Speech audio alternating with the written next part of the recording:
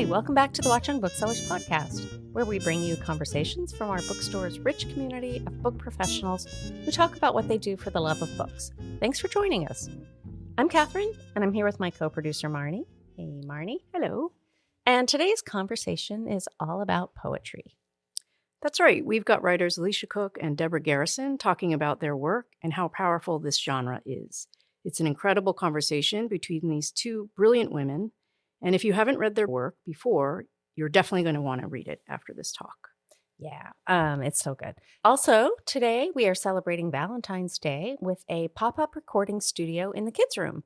We're inviting readers of all ages to drop by and share their favorite love poem. We're going to play some of those at the end of the episode, so stick around to hear them. First, though, let's check in on reading. Marnie, have you a book to share? Well, I'm going to plug the book club that we have in the store. It's the last Monday of every month.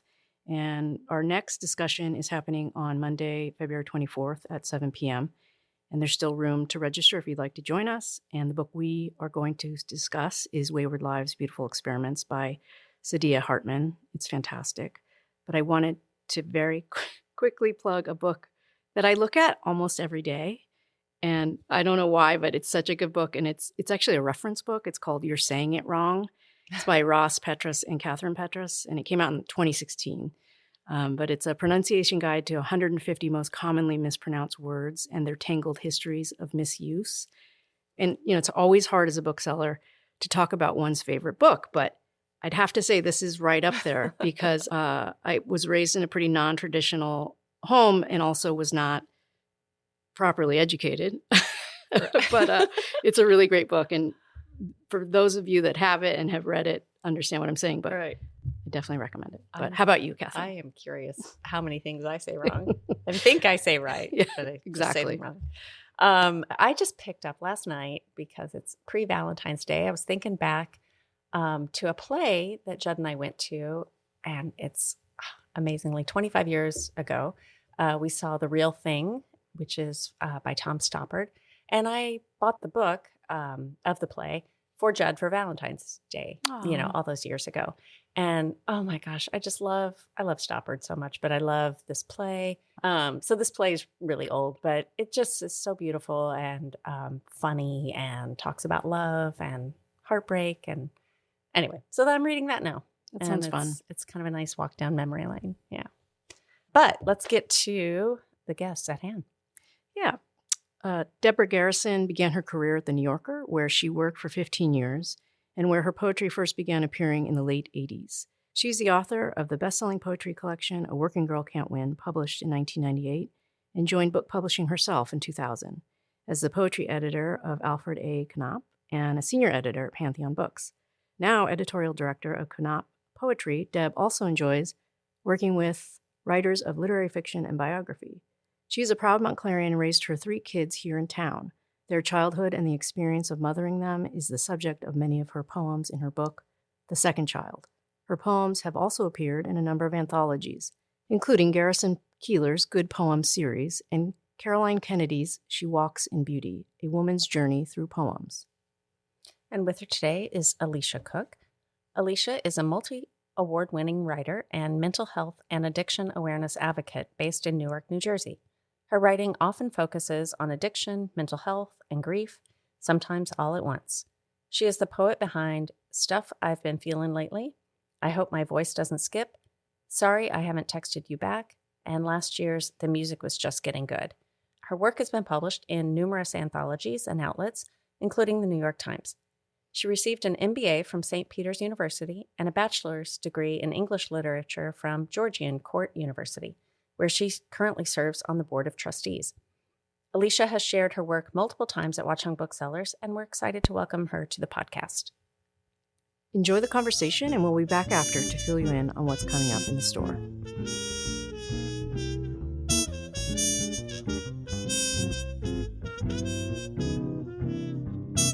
Hi, Alicia. Hi, Deb. This is so exciting. I'm really, really just looking forward to having a conversation with you. Oh, yeah, me too. Thank you so much for agreeing to be a part of this with me. Same. And I know you're a friend of Watchung Booksellers and all the great poetry and literary work that they promote. And so it's cool that we're getting to have a little bit of a poetry adjacent or poetry conversation. Yeah, Watchung Booksellers is amazing for promoting and advocating for poetry, but also especially for local writers in general. Yeah, it feels like a family. I saw this week there's a writer who I knew from the high school, who I hope I get her name right, Lillian Braun Arnold, Yes. who has published a book and is someone who was in the performing arts at the high school with my kids. My daughter also had a book that Watchung Booksellers promoted her first novel this past year. And they both were these kind of theater kids in high school, and now they've gone on to do. But it feels very much like it's in the community, and people in the community, come out to support each other, and Watchung really makes that possible. So yes, I love that. I saw that too. I believe it's called The Last Bookstore. Yes, her new book, and I just think community is all we got. So, well, especially right now, the start to the year was wondering what you're feeling about, what's going on in LA and all the losses. And I don't know, I was having this weird feeling today about the climate and how I was noticing a poet who I work with, Dan Chasen, had put out a statement, because he's also a professor of English, to his students about AI.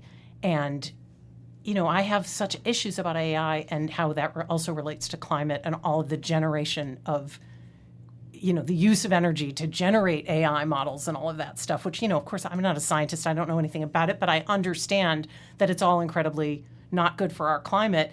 And connecting that with the fact that AI, when we use it to generate language, I mean, he made the point in this statement he put out to his students that this is our greatest human technology, is language. And, if you're going to desecrate that by letting machines take it over, what are you doing to our world? And I feel like the example of what's going on in California is so much about, I almost feel like poets, using the written word for human expression is a piece of, it has to be a protest against the way we're treating the earth, literally. And this is nothing to do with, you and I have read each other's poems. This isn't what's in my poetry, because I don't have the voice to speak in the way some poets do about that. But I'm sitting here thinking, just even writing poetry at all is such a rebellious act against people who are willing to let machines speak for us. And in the process, heat up the earth to the point where, guess what? We won't be here to write poetry anymore. Okay, I'll stop my rant. No, it's not a rant. It's all valid. And to your first part of the question, how I'm feeling about what's going on in LA County with the wildfires, I feel grief. I feel secondhand grief, because in this instance, I'm not obviously directly impacted. I don't have family in LA, but I know I have a lot of friends out there, and they're all evacuating, whether out of necessity or precaution. I feel grief, and that is something that I think I often write about, is all facets of grief. In regards to the larger conversation about AI, I'm a professional writer. I write for a living. Yes. So I do my best to not even use any form of AI, but it's very hard, because all of a sudden you open your phone and you realize it's just automated. Yes. But I am director of communications for the National Union of Ballet and Opera Workers. I've seen that, and I just love that, and your work there is just. I'm curious how it dovetails with you or not. Is your poetry life a separate? But those are separate and related conversations. Yes, and I'm happy to speak about it. But in this topic with AI, that's a big part of what performing arts unions are fighting against right now. Be it the union I work for, or SAG, or the Writers Guild. Yes, there are sibling unions. We work together in concert a lot. And we have, we've been on picket lines against AI, and we say AI are scabs.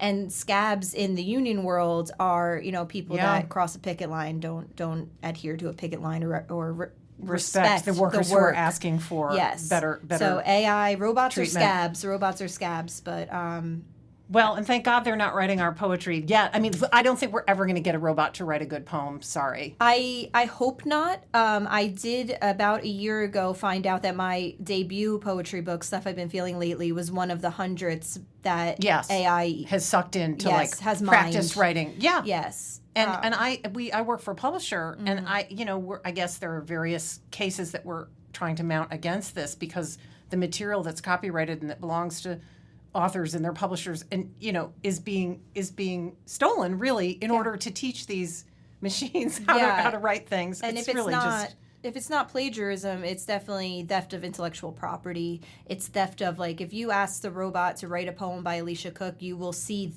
my themes pop up. Yeah. Perhaps in the way that I would kind of say it if I didn't have humanity in me. Yeah.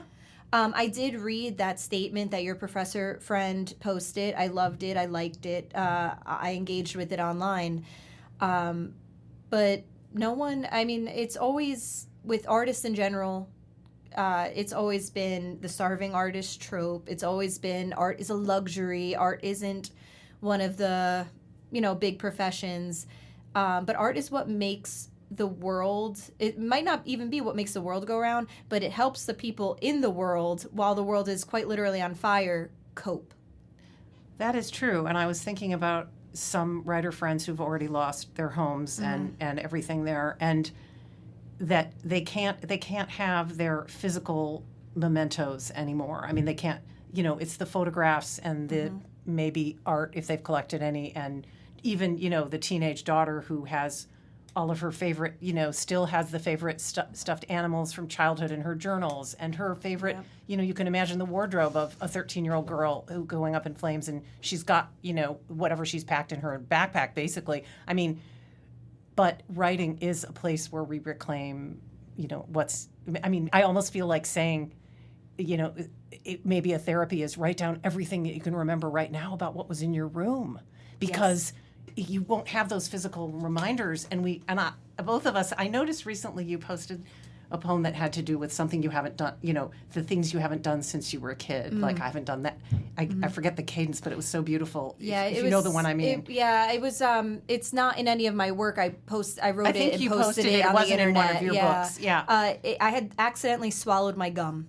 And I said out loud, I haven't swallowed my gum since I was a kid. Yeah. And it started getting me to think, what else haven't I done as a kid?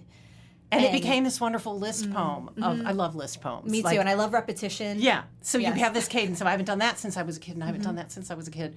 And I do think that having those words, and I'm sure you remembered things then that you wouldn't have thought of. Like, you wouldn't have thought of even swallowing your gum. Who thinks of that? No. I mean, nobody does. Unless it was me actually swallowing my gum. And having the physical memory. But I do think that, writing is the place where we can save our child. I mean, you're so much, we're very different generations. People can't see us on the podcast, but, you're probably a good, certainly 30 years younger than me. But I feel like we both, once you get to a certain point, you realize, and I don't know why it's taken me so long to get around to really writing about some childhood things, but I think it's taken me almost a lifetime to realize I'll never go back to my childhood, because it feels like such a formative part, and you carry it around all the time, and there's so many touchstones.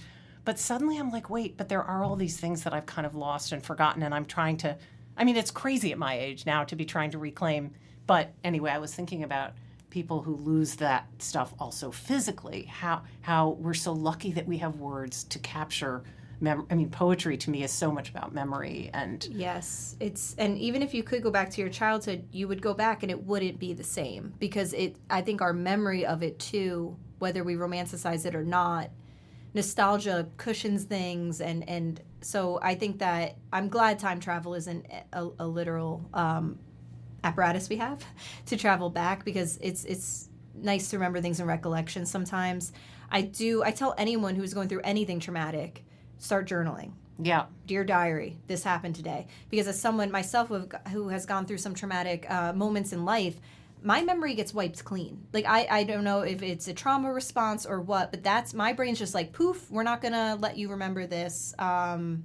And I know that you've written, and you've been an advocate, really. I mean, I love the way your poetry has other things than what it does on the page. Like, it seems to create a space for a certain kind of community to come together and recognize trauma and to talk about it in a way that's not just a cliche of, damage, but what are the words that comfort? What are the things we say to each other that actually comfort? I mean, I was curious to ask you how you came into poetry, and was that related? I mean, it seems like it was related, but maybe you already were a poet and a writer, but then you took a sort of you swerve down a certain path because of that? Or how did you enter both of those spaces? And especially, how did you become a poet? Well, I plan to ask you that same question. So I'll go first.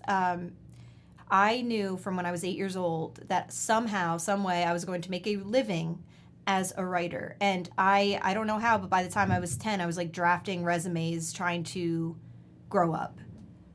Childhood, growing up, always felt very unimportant to me in the time. I wanted to be on my own. I wanted to be self-sufficient.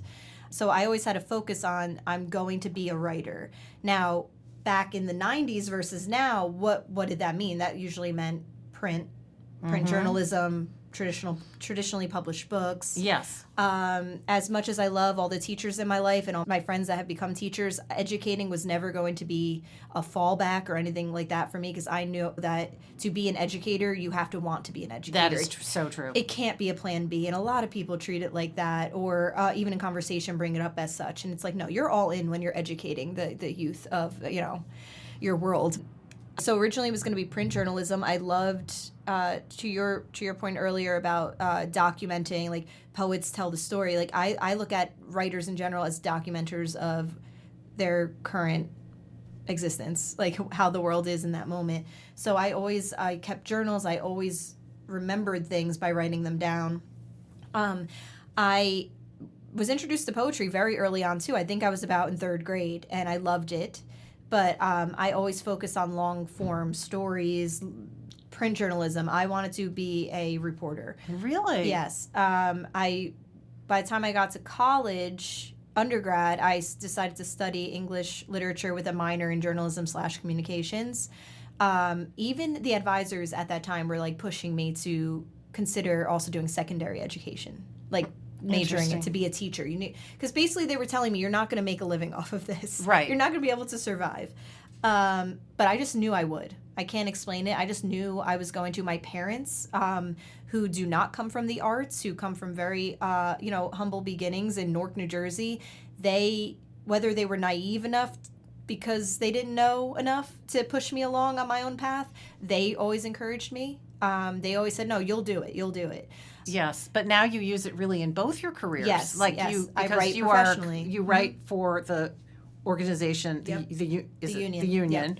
and then doing communications work, and then. But how does that go side by side with the poems and the other experiences? Smoothly now, because the last 5 years I've been with this union, that's a performing arts union that they must be very supportive that you're a poet, and right. They love it. The members I engage with love it. Actually, my first book, Stuff I've Been Feeling Lately, is going to be adapted into a baby opera, which is called Song Cycle, of course. Yeah. Oh yeah, I love that. Yeah, that's so marvelous. That I don't think would have happened if not for me working with opera singers. Like, it happened organically. It was never me pitching an idea. It came to me. Yes. But I was put on their radar. Right. But I really started with poetry because it was a way to publish things quicker.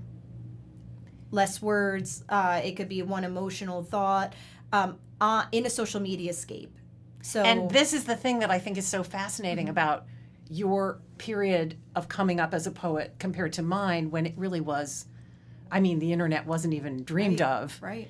And to be in a social media space where you can find words and send them out into the world, I mean, I can sort of remember moments when I felt like that transition I saw it exploding in the culture, but I was already kind of stuck in my old school OG paper page poet, send your work in an envelope to like a magazine, I mean, I just marvel. I love poets. First of all, I love millennials, let me just say. I love millennials too. I think, you guys are such an amazing generation. I really love all of you. And just your way of putting together a life with so many pieces.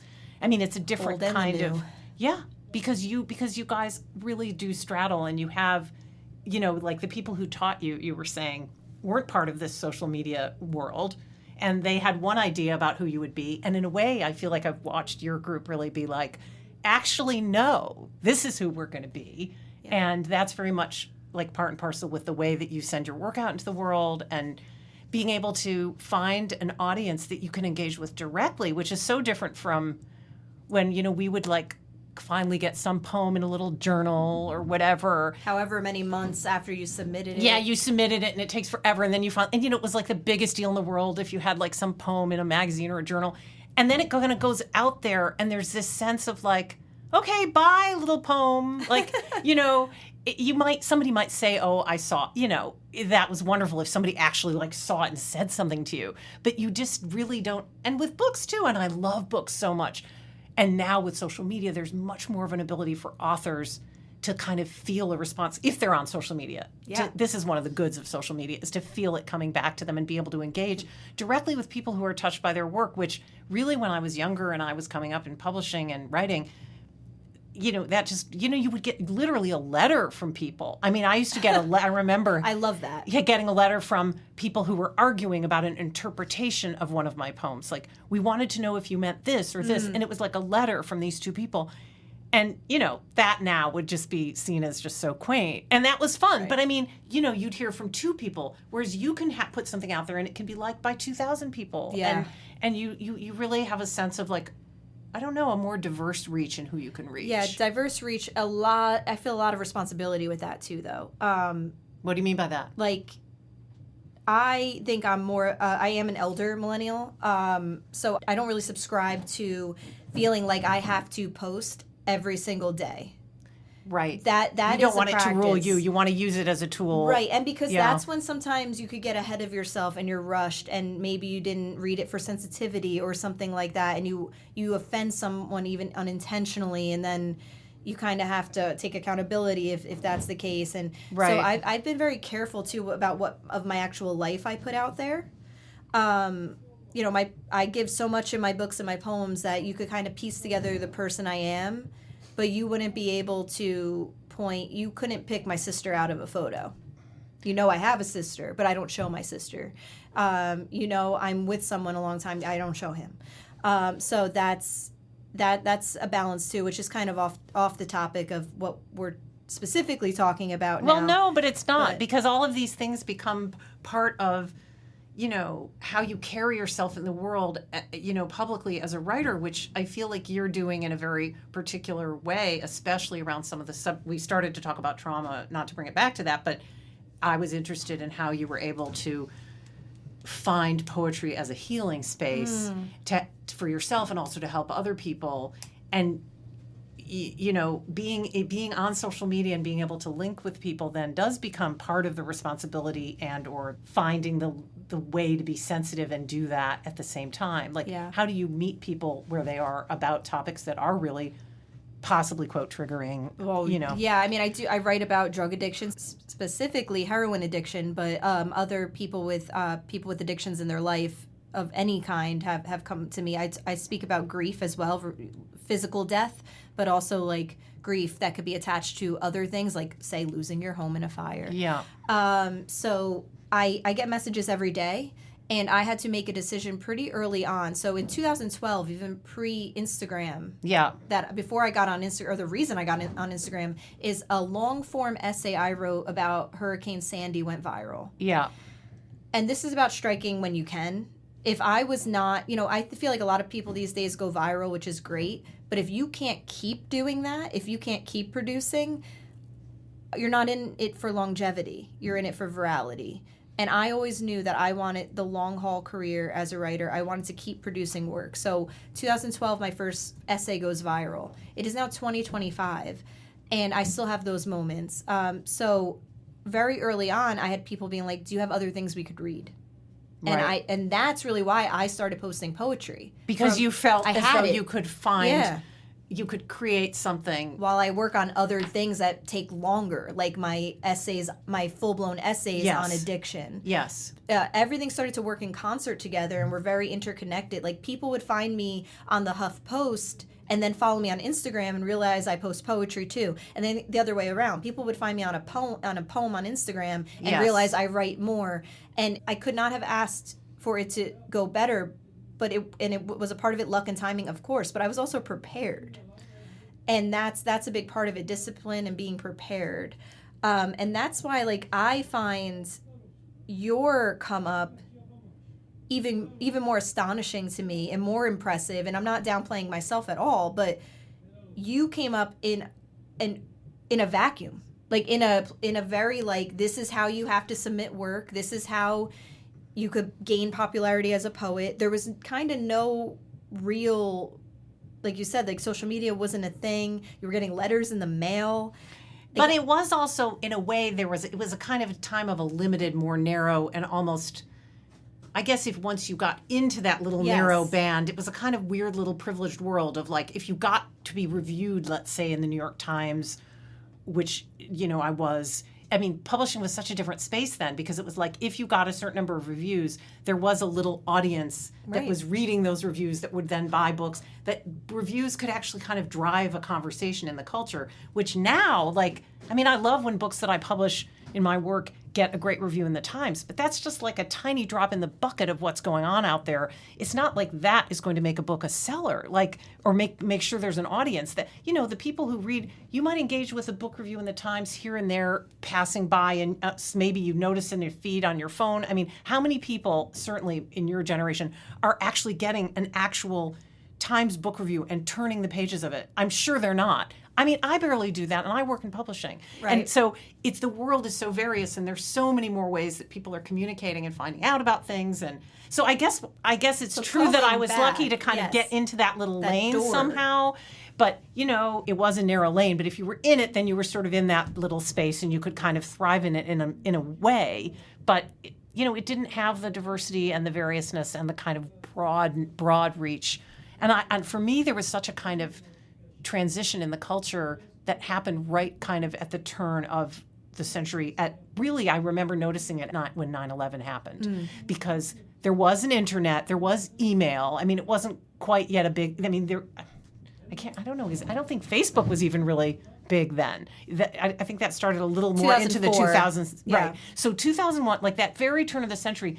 But there was this moment then when it was like, you couldn't, in reaction to that grief and that thing everyone was experiencing, you couldn't, send somebody War and Peace to read. Everybody was sending that Auden poem about 1939. Suddenly there was a thing where people were emailing.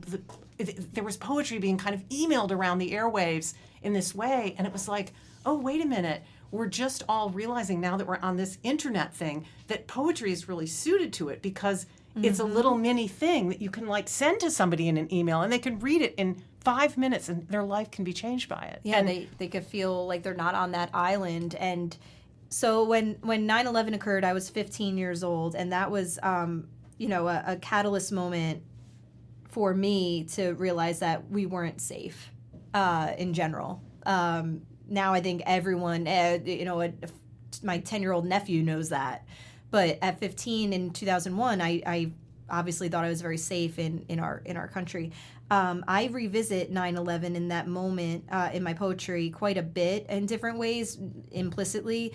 And one of the lines I have that I'm very proud of is that I say I've been watching wars stream live on TV ever since I was 15. But human connection has always been important, but it's more important than ever, and we are gifted with these platforms now where we can immediately connect with people. The devil's in the details, right? Like, social media also has some pretty heinous aspects to it, which we know, and we could spend a whole other podcast on that. So let's not even. Yeah. We have to acknowledge that. But I do see how poets, something that I couldn't have even imagined at that time in 2001, when I remember first noticing, which now seems so obvious, that the poem was kind of a perfect little object to fly through the airwaves in that way. And now I look at Mossab Abu Toha, who's writing these poems, who had to flee from Palestine, and he can share. He not only shares his poetry, but because he has direct connection with families there, he on his phone all day long. This is so tragic, but he's getting pictures all day long of people who have died, who are under the rubble, who are, and he just directly goes to his audience and says, please help me, amplify. This is what's happening that we're not always seeing on the news, or whatever it is, or he's able to be in a conversation out there with people about his grief and what's happening to his people. And right. And poets are reporters in a lot of ways. They're observers or documenters. And that's a big part of my come up and my popularity as a writer was in 2014, I started writing essays that were usually published on the HuffPost, but also in traditional like Asbury Park Press type media about the impact of drug addiction on families, the mental health implications on families. Like when you have a loved one in your family that's addicted to a substance, what that actually does to the entire unit. Because as most people that Google me know, yes. My cousin Jessica lost her life from a heroin overdose when we were 19 years old. And I always practice this, the mantra, it can't all be for nothing. Yes. I had this gift. I had talked about it actually with Jessica before she died. She basically said like, "Oh, you're free to write about whatever happens to me." Oh my she was gosh. also she was a very creative theater kid. I wasn't a theater kid, but she was, and so she got it. And anyway, I ran with that, and I put a call out to the community that was being so kind to me. Yeah. And I said, "Hey, I have this skill. I could tell your story, and we'll call it The Other Side of Addiction, and we will spread awareness." Again, 2014, 10 years ago, also different time for stigma with addiction. Yeah. I will share your story. I will interview you, and we'll get this published on the Huffington Post blog. And that's what I did for years. I made $0 on it. I'm sure in some way I was selling more books that way, but the actual project itself, I did pro bono. I donated my time, interviewed these families as much as they needed to tell their story, and that's what when I hear stories like you shared, that's what it's about. It's about that the technology and the way we use it. I mean, back to our AI problems. I mean, I feel as though, as that Dan, my poet, said, that writing is the great human technology, and we should be using it in the service of human problems and human needs, and to express our grief and our feelings and our shared feelings and things that we, it should be something that we use for our good and for our people and for our community. And then I got to meet some of those people. So then PBS became interested in what I was doing and followed me around a little bit and did a documentary. And we had this viewing party that the Township of Toms River held for me. And strangers came from all over, not just New Jersey, like traveled to participate in this, to meet me. And they waited online to meet me, to speak with me. And mothers that I had never met in my life were handing me things from their deceased child's bedrooms. Oh my God. And it's all about connection. So I made a decision very early on. I said, no matter how much this grows, my career, I will always respond to someone who is genuinely reaching out to me in good faith. Yeah. But And how I do you respond- deal? I mean, sorry to ask this as No. like the old lady here, but when you have all those people who like DM you, if that's the right term. Yeah. How do you because I'm sure many of them are really genuine. Like, how do you manage your own communications? Never mind your job, your poetry, where do you fit all that into a life as a poet? It ebbs and flows. So, if I write something that goes viral, I expect an influx of messaging, right? Usually they trickle in. I get a couple messages a day, period, on average. Yeah. About, I found you this way, I read this article, I read this poem, I found your book. And it's always messages of they are not having the best day of their life. Yeah. I'm never meeting someone in their best season. It's always at the absolute worst that someone's introducing themselves to me.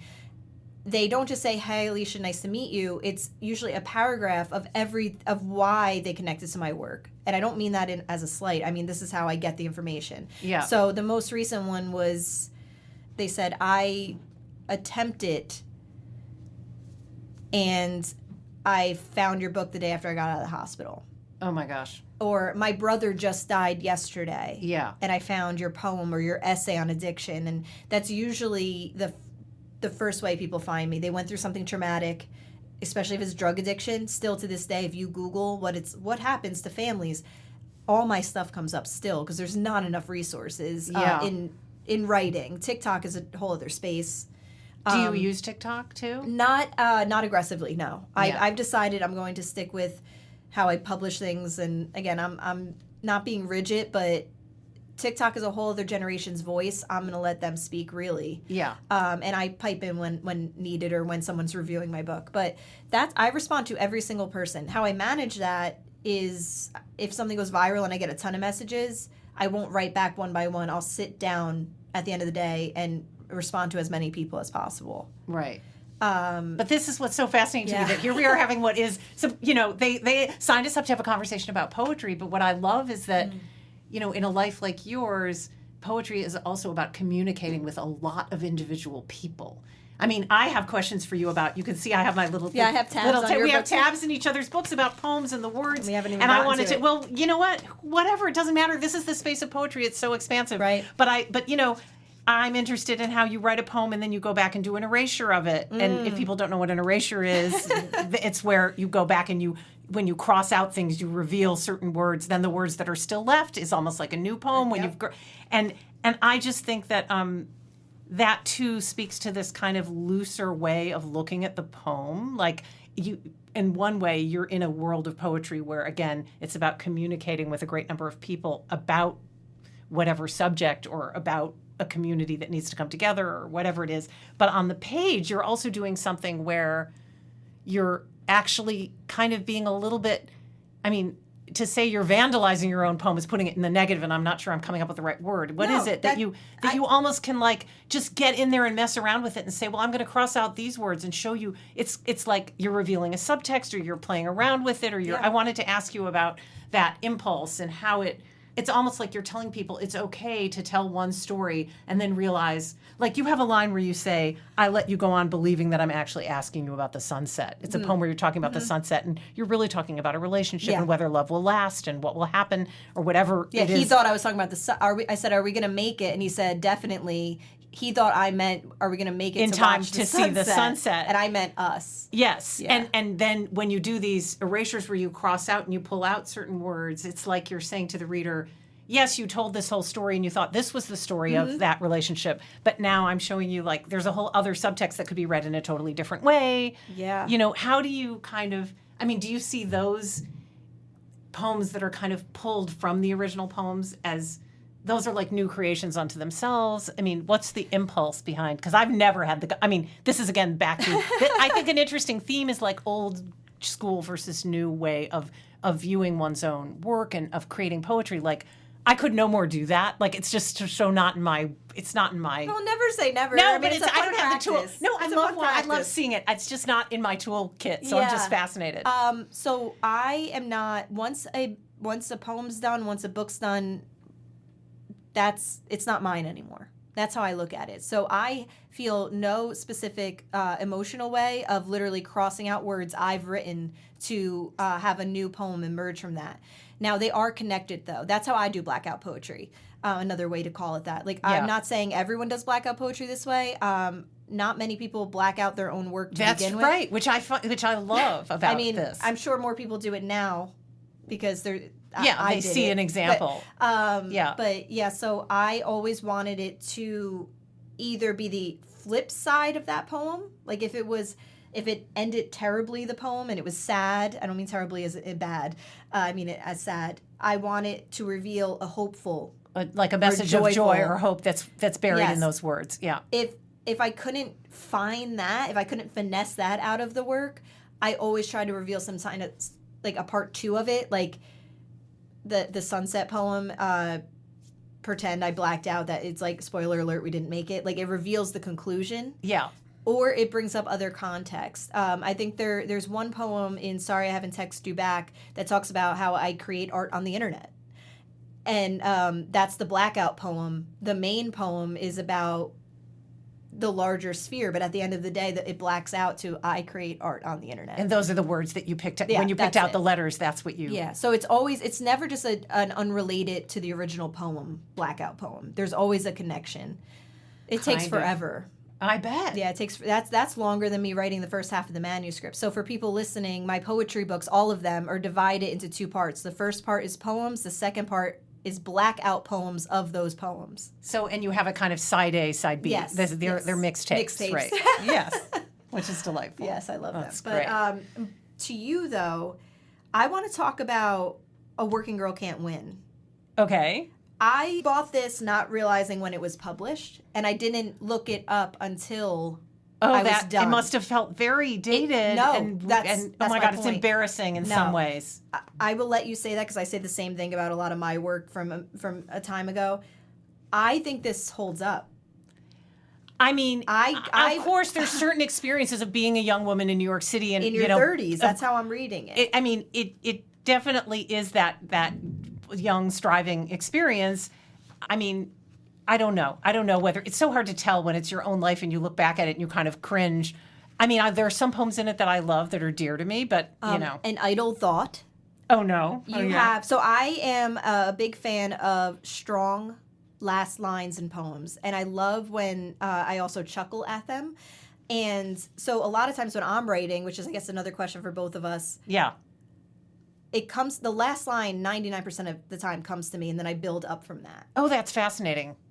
Not for you? Not really. I come from the first line perspective where I have a thought that starts or an image that starts the poem. I actually don't know where I'm going until I get there. I love that. Okay, because An Idle Thought in A Working Girl Can't Win, it's the last line. It felt like that could have hit you as the first idea and you build around it. The last line is, the only woman he's ever left was his mother. Yeah. And this poem could go viral on TikTok today, if in the right hands. That's hilarious. There's a lot of discourse about man-childs. Yeah. And that last line killed me. And then A Working Girl Can't Win. It's the title poem. Can I ask you why that's in the middle of the book and not the first poem?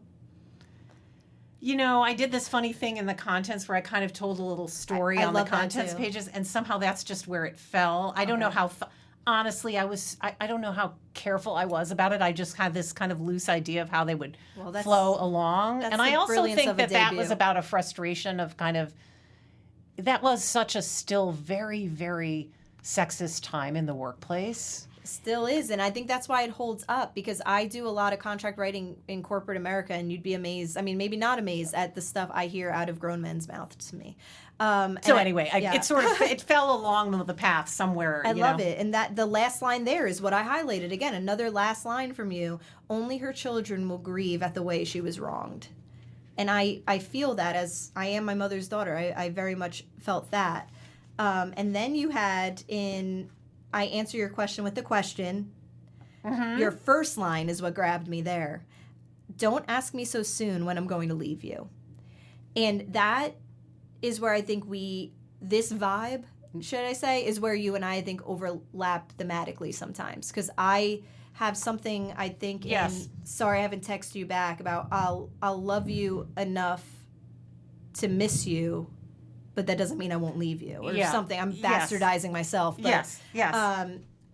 I just love that. So I actually did not expect you to say it's dated or have that reaction. Well, I'm just worried because I haven't read it carefully in a long time, and I feel nervous that with it, I do think there's some universal themes of young womanhood and of struggling to figure out what true love looks like, and of being out in the world, all of that. I do think that stuff is classic. I'm not denying that. I just don't know if there's some things that might be seen now as being, I don't know. Well, possibly because perception's all they is do, relative. and as you say, we didn't have. But a thing I didn't have that. We didn't have any sensitivity readers. We didn't know what a trigger warning. We said, people said things. We said things. There was a lot that was just kind of out there, and it was a different time. But I guess loved across time. Well, I loved it. Reading held up your poems and being in the now and feeling a little bit like hip, getting to know what's going on in a more current poet's worldview. No, but before we go, because we have to go, it's so sad. We were going to just do a little what's our current reading? What did you love in 2024? Or what are you reading now? Oh, you want me to go first? Go first. Let's see. Oh, I even was when people say what book have you been reading and you forget? Yeah, that's why I literally brought. You brought piles, and I made a list of some of my faves. So I'll just say quickly from 2024, poetry. Cast Onish, Your Dazzling Death. I wanted to mention it to you, Alicia, because it's a grief book that is so beautiful. And their lover was a trans woman who committed suicide in 2020, and Cass wrote about their gender journey with Kelly and about their loss of Kelly, the lover, and but it is also a book about beginning a new life and hope. And anyway, an amazing book, Your Dazzling Death. I had already mentioned Mosab Abu Toha, his book Forest of Noise is an amazing book of poems. On the nonfiction side, one of my favorite books of the year was No Road Leading Back by Chris Heath, which was a really kind of interesting little-known Holocaust story, actually, which is also an amazing reflection on how narratives work, how we report history, how we tell stories, and what happens to them when they disappear. How do we reclaim them? Fascinating, called No Road Leading Back. My favorite novel, I think, of the year was Kaveh Akbar's Martyr, which is an amazing book about a character who's actually a poet. Everybody should read Martyr if they haven't read it already. And shout out my daughter, Daisy Garrison, whose YA novel, 6 More Months of June, is a delightful story of first love. And right now I'm reading Play World by Adam Ross, which I just started, which is... I've heard of that one. Yeah, it's just getting tons of great reviews, and it's a coming of... I just love a good coming of age. And I also love a book that's not, like, that's long and has a ton of life in it, and it takes place in my kind of period of 70s, 80s. Like, it's nice nostalgia for those of us who were then, but for people now, it's kind of a fun period to go back into and learn about. Yeah. So anyway, sorry, I went on. What are you reading? What are you loving? So I'm not reading anything currently because I was reading, I read A Working Girl Can't Win by you. Oh, delightful. To prepare for our meeting today. 3 big books that I've revisited.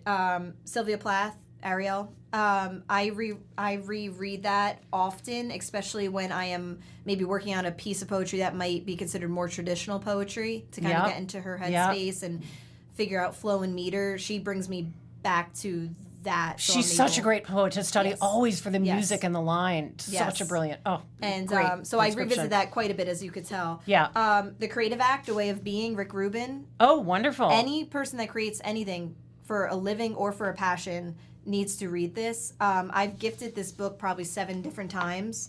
It's a masterclass on being a creative person. What a great rec. Yes. And then lastly, Everything All at Once. It's a memoir by Steph Katudal. I have to be transparent that I actually blurbed the book.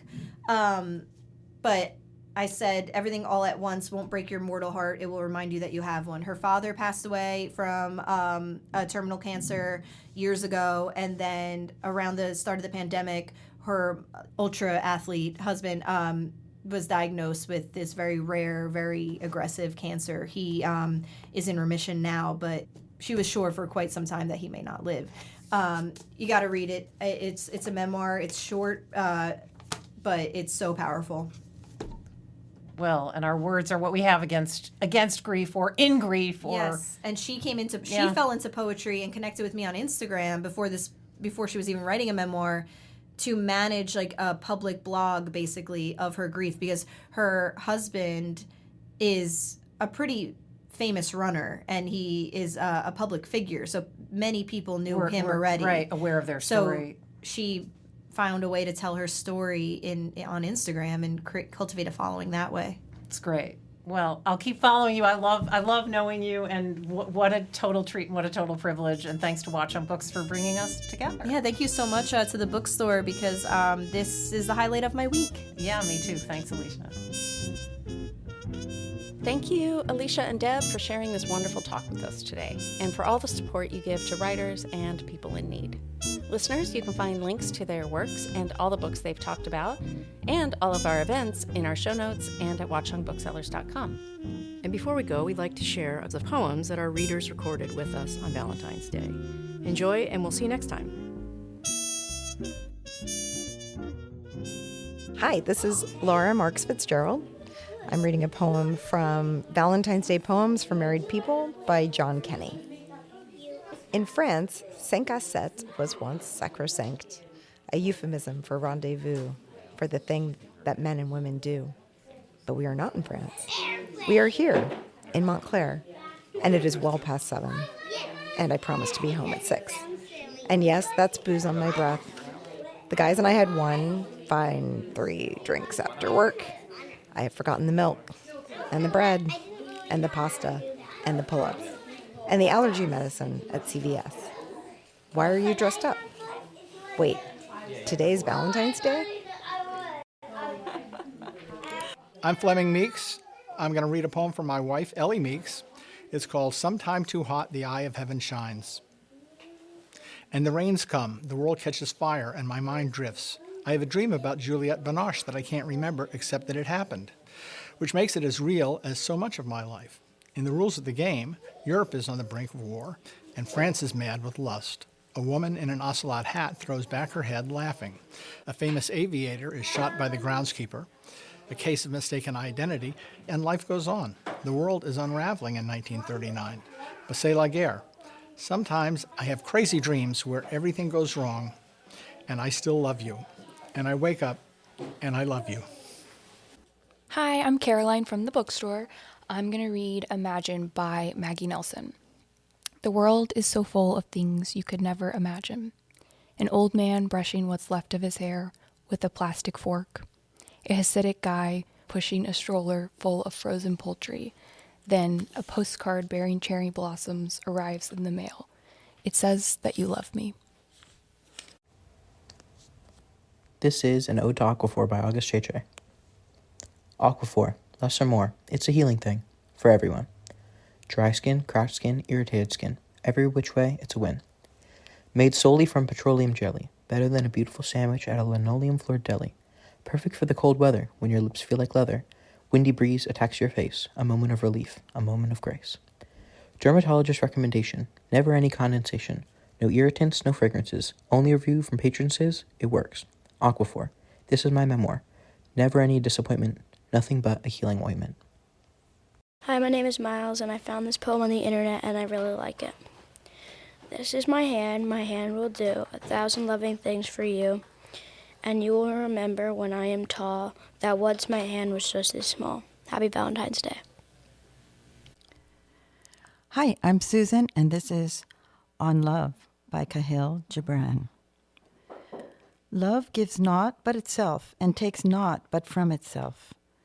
Love possesses not, nor not would it be possessed, for love is sufficient unto love. When you love, you should not say, God is in my heart, but rather, I am in the heart of God. And think not you can direct the course of love, for love, if it finds you worthy, directs your course.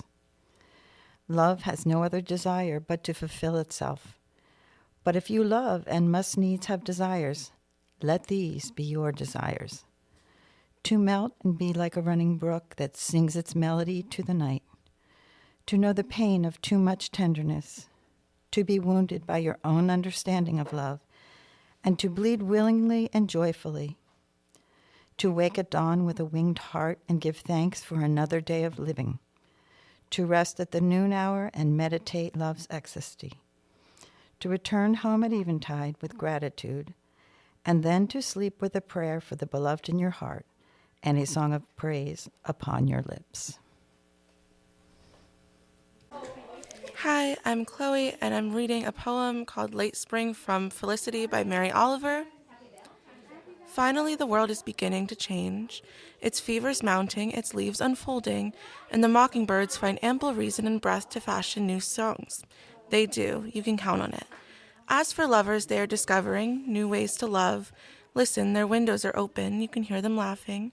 Without spring, who knows what would happen? A lot of nothing, I suppose. The leaves are all in motion now, the way a young boy rows and rows in his wooden boat just to get anywhere. Late, but now lovelier and lovelier, and the two of us together, a part of it. Hi, my name is Mary, and I'm from the Montclair Public Library Foundation. This is Love Song by Miriam Stein. If I wandered the world over and saw its treasures strange and fair, what greater one could I discover than the gleaming gold of your hair? And if I flew into the skies, climbing through its unending blue, could I match the beauty of your eyes, or find their message rich and true? And if I passed around life's wall, even stood within heaven's gate, and heard angels' voices call, should I be happy at such fate? Give me your smile, your touch, your voice, and my joy shall know no heaven. And let your love my heart rejoice. I'll forego all hope of heaven. To My Valentine by Ogden Nash. More than a catbird hates a cat, or a criminal hates a clue, or the Axis hates the United States. That's how much I love you. I love you more than a duck can swim, and more than a grapefruit squirts. I love you more than a gin rummy is a bore, and more than a toothache hurts. As a shipwrecked sailor hates the sea, or a juggler hates a shove. As a hostess detests unexpected guests. That's how much you I love. I love you more than a wasp can sting, and more than the subway jerks. I love you as much as a beggar needs a crutch, and more than a hangnail irks. I swear to you by the stars above, and below, if such there be, as the high court loathes perjurious oaths, that's how you're loved by me. My name is Brooklyn Bazemore. This piece is untitled. X marks the spot, ... Chills running up my spine, I want you all the time. Raspberry kisses, I'll do your dishes. Blood rushing to your head, when we're done they'll find me dead. Hi, my name is Sarah, and I'm a bookseller at Watchung Booksellers. I'm reading Tonight I Can Write by Pablo Neruda. Tonight I can write the saddest lines. Write, for example, the night is starry and the stars are blue and shiver in the distance. The night wind revolves in the sky and sings. Tonight I can write the saddest lines. I loved her, and sometimes she loved me too. Through nights like this one, I held her in my arms. I kissed her again and again under the endless sky. She loved me. Sometimes I loved her too. How could one not have loved her great still eyes? Tonight I can write the saddest lines. To think that I do not have her, to feel that I have lost her. To hear the immense night, still more immense without her. And the verse falls to the soul like dew to the pasture.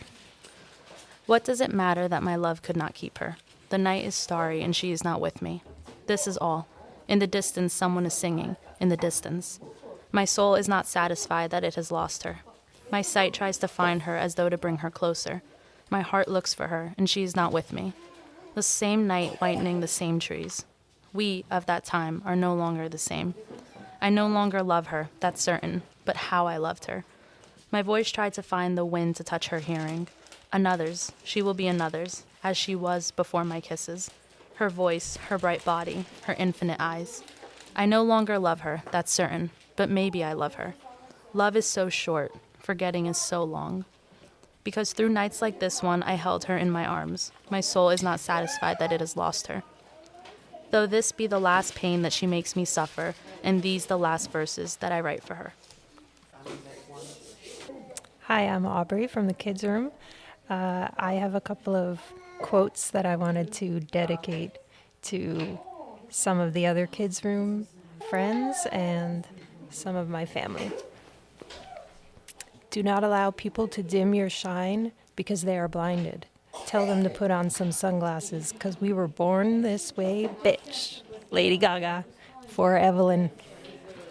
Never dull your shine for somebody else. Tyra Banks. For Asia.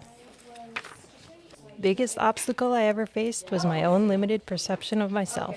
RuPaul. For Caroline. If someone thinks that love and peace is a cliche that must have been left behind in the 60s, that's his problem. Love and peace are eternal. John Lennon. For Luca. It takes courage to grow up and become who you really are. E.E. Cummings. For August. Be skeptical. Question authority. Be a rebel. Do not conform and don't be ordinary. Peter Tatchell. For Ezra. One word frees us all of the weight and pain of life. That word is love. Sophocles. The Watchung Booksellers Podcast is produced by Catherine Council and Marnie Jessup, and it's recorded at Watchung Booksellers in Montclairian, New Jersey. The show is edited by Catherine Council, and original music is composed and performed by Violet Muika. Art and design and social media by Evelyn Moulton. Research and show notes by Caroline Chertleff. Thank you to the staff at Watchung Booksellers and the Kids Room for all their hard work and love of books.